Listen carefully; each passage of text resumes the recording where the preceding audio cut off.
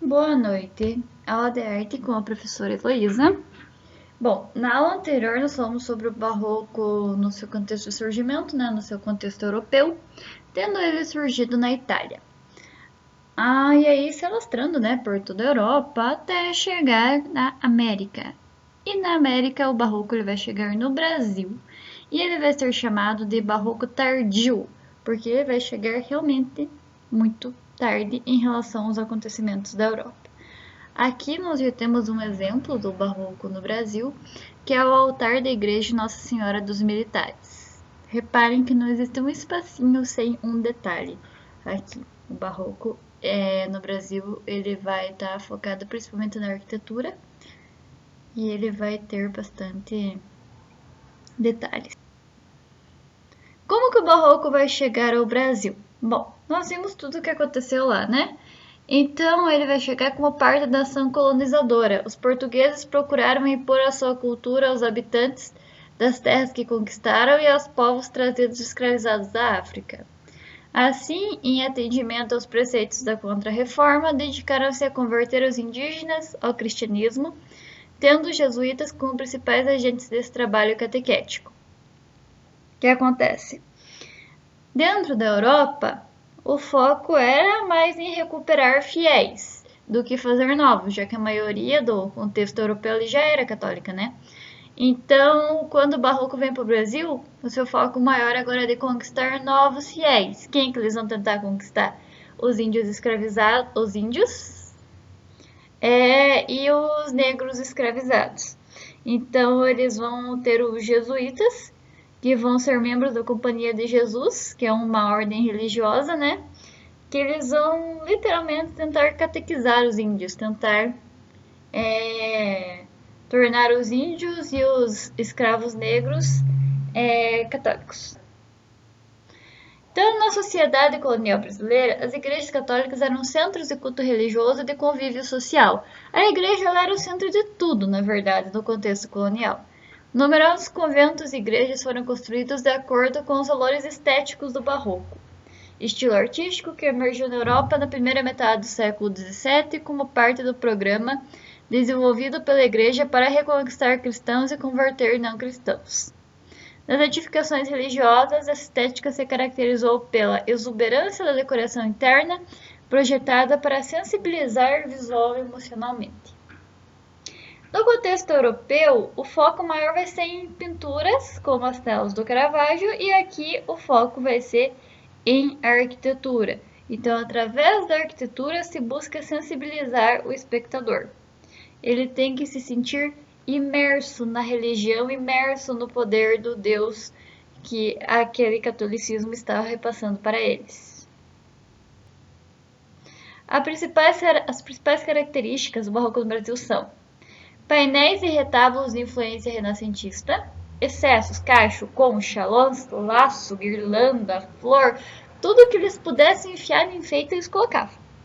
Oposição à simetria, ou seja, vai dar sempre a sensação de movimento. Impacto visual, porque esse é sempre muito exuberante e muito luxuoso. Lembrando que o barroco no Brasil ele vai ter muito uso de ouro, E ornamentos sinuosos, ou seja, ornamentos que chamam bastante atenção. A arquitetura barroca. No Brasil, a arquitetura religiosa foi a maior expoente da arte barroca. As igrejas eram maravilhosamente decoradas, com entalhes de madeira cobertos por ouro, teto pintado com cenas bíblicas, esculturas de santos, altares com anjos, colunas, flores e muitos outros elementos decorativos. Contrastando com a riqueza do interior das igrejas, nós temos uma simplicidade das fachadas externas. A arquitetura aparece também nas fazendas, sítios, chácaras, engenhos e prédios. O que há de importante nesse trecho aqui? Por dentro, as igrejas vão ser extremamente exuberantes, extremamente detalhadas, E por fora elas vão ser simples. Você vai olhar por fora, você vai ver só uma construção simples. E aí, quando você entra, é super decorado, é super complexo. Porém, vale prestar atenção que a arquitetura barroca ela não está presente só em igreja. Ela também aparece em fazenda, sítio, chácara, engenhos, prédios, ou aparecem outras coisas, além da igreja. Aqui, exemplificando a questão do contraste fachada e interior, nós vamos ter a igreja da Nossa Senhora do Carmo. Vocês podem observar na primeira foto a sua fachada e por dentro os seus detalhes, a sua exuberância. E nós vamos ter algum contraste entre regiões do país.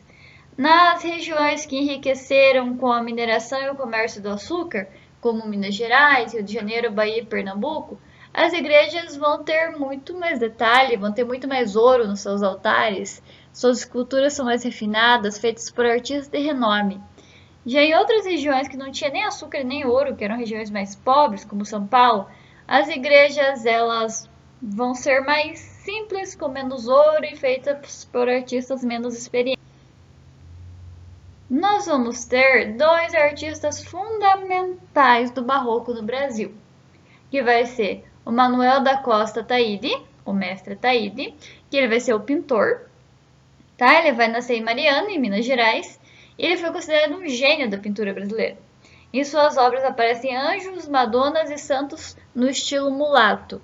A maior obra do mestre Taide está na Igreja da Ordem Terceira de São Francisco de Assis, em Ouro Preto.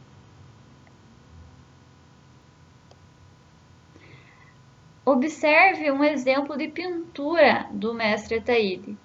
Ele faz os seus anjos, as suas madonas, mais gordinhos, com o nariz mais largo, com a boca mais cheia. Ele faz santos mulatos. Por que ele faz santos mulatos? Porque a ideia é fazer os personagens bíblicos parecidos com a população local. E a população local brasileira era mulata.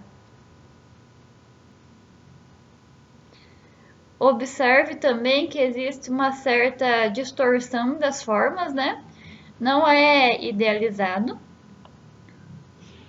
Tem-se agora a Igreja da Terceira Ordem de São Francisco. Ela é uma igreja localizada na Bahia, mais precisamente em Salvador. Por que ela é importante? Por que ela se destaca? Porque ela chegou a ser tombada pelo Instituto do Patrimônio Histórico Artístico Nacional, o IPHAN, e foi uma das indicações para as 7 Maravilhas do Brasil. A sua notoriedade advém principalmente da sua fachada ricamente decorada em altos relevos, um caso único no Brasil, já que a maioria tem a fachada mais simples, né? Essa é uma das únicas que tem a fachada tão trabalhada quanto o interior. Seu interior foi reformado no século XIX, substituindo a decoração original barroca por altares mais neoclássicos, considerados a obra magna do mestre José Cerqueira Torres. A igreja faz parte de um dos principais conjuntos monumentais de Salvador, que inclui a igreja e o convento de São Francisco, que conjuntos ficam anexos. Ali falou sobre altares neoclássicos. Altares neoclássicos seriam altares mais simples. O neoclássico a gente vai ver em algumas aulas a seguir. Então aqui o interior de uma das salas dessa igreja, onde nós vemos um conjunto de interação entre arquitetura, escultura e pintura. E nós vamos falar um pouco sobre a tradição dos sinos em Minas Gerais. Essa tradição do sino da igreja tocar, ele vem lá do período colonial. O toque dos sinos em Minas Gerais, ele é uma linguagem que muitos mineiros conhecem e que encanta os turistas até hoje. Ele é um patrimônio nacional, pelo registro aplicado aos bens culturais e imateriais, concedido pelo IPHAN também em 2009. O toque dos sinos em Minas Gerais é uma forma de expressão sonora produzida pela percussão dos sinos das igrejas católicas, para anunciar rituais religiosos e celebrações, como festas de santos e padroeiros. Então, o sino ele toca de uma forma simbólica, né? Para anunciar algo relacionado aos rituais da igreja. Aqui nós temos a torre da igreja de São Francisco de Assis, com destaque para o seu sino. Aqui nós temos uma das salas daquela mesma igreja, onde tudo tem detalhe, tudo tem decoração. Inclusive, as partes douradas, elas são feitas de ouro, às vezes maciço, e às vezes pelo menos folhado de ouro. Aí vocês já ouviram falar em azulejos portugueses, né? Então, esses azulejos, eles vêm para cá justamente na questão do período colonial. Eles são muito mais do que decoração. Então, no século XVIII, eram comuns, né? Grandes painéis azuis e brancos com cenas religiosas, figuras mitológicas ou ainda cenas históricas ou da literatura, formadas pela junção de muitos azulejos. Mais do que um simples elemento decorativo, esse era só uma forma da Igreja Católica transmitir à população, a maioria analfabeta, mensagens religiosas e histórias bíblicas. Uma coisa importante que eu ainda não falei para vocês. A maioria das pessoas no período colonial, elas não sabiam ler e escrever. Era pouquíssima gente que sabia. Então, como que eu vou atingir os meus novos fiéis? Como que eu vou mostrar as passagens bíblicas para eles, se eles não sabem ler? Se eles não sabem ler a Bíblia? Além dos cultos, né, das missas, essa transmissão vai ser feita através de imagens, que é o fundamento, né, da arte barroca, o uso de imagens para a comoção da população, de forma a atraí-los para o catolicismo. Como falado anteriormente, não existe detalhes barrocos apenas em igrejas. Aqui nós temos, por exemplo, um chafariz no Largo de Marília, em Ouro Preto, que tem uma estética barroca.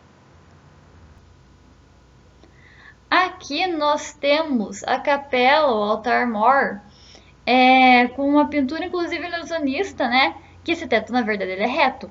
Ele está sendo pintado para dar uma ilusão de um teto circular. Observe a quantidade de detalhes em formato de esculturas agregadas à arquitetura, agregadas à parede. O uso do ouro, o uso do dourado, tudo para dar a sensação também de riqueza e de poder. Bom, além do mestre Taíde, que foi um grande representante da pintura, nós temos um dos artistas mais representativos do Barroco do Brasil, conhecidíssimo, que é o Aleijadinho, que ele foi escultor, arquiteto, marceneiro, com uma produção imensa e uma linguagem característica de diversas obras sacras em Minas Gerais. Geralmente ele utilizava pedra em sabão para elaborar esculturas de cunho religioso. A pedra sabão é um tipo de pedra um pouco mais macia, vamos dizer, mais simples de esculpir do que o mármore, por exemplo.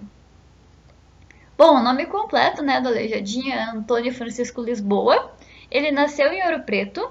Ele era filho de um arquiteto português e uma escrava chamada Isabel. Então, ele era mestiço. Tudo o que ele aprendeu foi trabalhando com o pai e observando pintores e escultores da época. Gravuras vindas da Europa e frequentando bibliotecas de escritores religiosos. O apelido de Aleijadinho se deve ao fato de que, por volta dos seus 50 anos, ele adoeceu e ele começou a ficar deformado e a perder partes do corpo, começando pelos dedos. Como ele não podia mais se locomover, chegou um momento em que ele começou a ser carregado por escravos. E ele nunca parou de esculpir, ele morreu trabalhando, ele morreu esculpindo. Ele não tinha mais os dedos das mãos, né?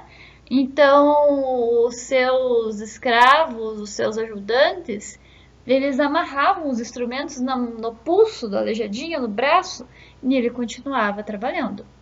Ele trabalhava com projetos arquitetônicos na decoração das igrejas barrocas. Usava como matéria-prima a madeira e a pedra-sabão. E é possível salientar algumas características do estilo dele. As imagens, as esculturas dele vão ter sempre uma expressividade acentuada, um rosto com uma expressão bem marcada. O queixo vai ser dividido, vai ter sempre uma linhazinha no meio do queixo. O nariz é proeminente, é um nariz grande, geralmente. Os olhos são amendoados e separados. E reparem também, logo vou mostrar as imagens, que os olhos são arregalados e as pupilas são planas. A boca é entreaberta e os braços curtos, entre outros detalhes, né? O Santuário do Bom Jesus e Matozinho em Congonhas, Minas Gerais, é um local privilegiado para apreciar a obra do Aleijadinho, pois ele dedicou uma grande parte da vida dele, né, trabalhando lá. Lá estão as estátuas dos 12 profetas, que são estátuas bem famosas. Abriga ainda 6 capelas, nas quais estão esculturas comoventes e extremamente expressivas do Aleijadinho. Os Profetas são 12 obras esculpidas em pedra-sabão. A produção durou 5 anos e estão sabiamente instaladas em frente à capela. As obras elas foram concluídas em 1805. Aqui uma visão geral da igreja com os 12 profetas feitas pelo Aleijadinho na sua fachada, né, na sua frente. No grupo de esculturas intitulada Passos da Paixão, Aleijadinho trabalhou durante 3 anos, junto com 6 oficiais. A obra foi concluída em 1700. A prisão, a flagelação e a coroação de espinhos, Cristo com a cruz nas costas, a crucificação,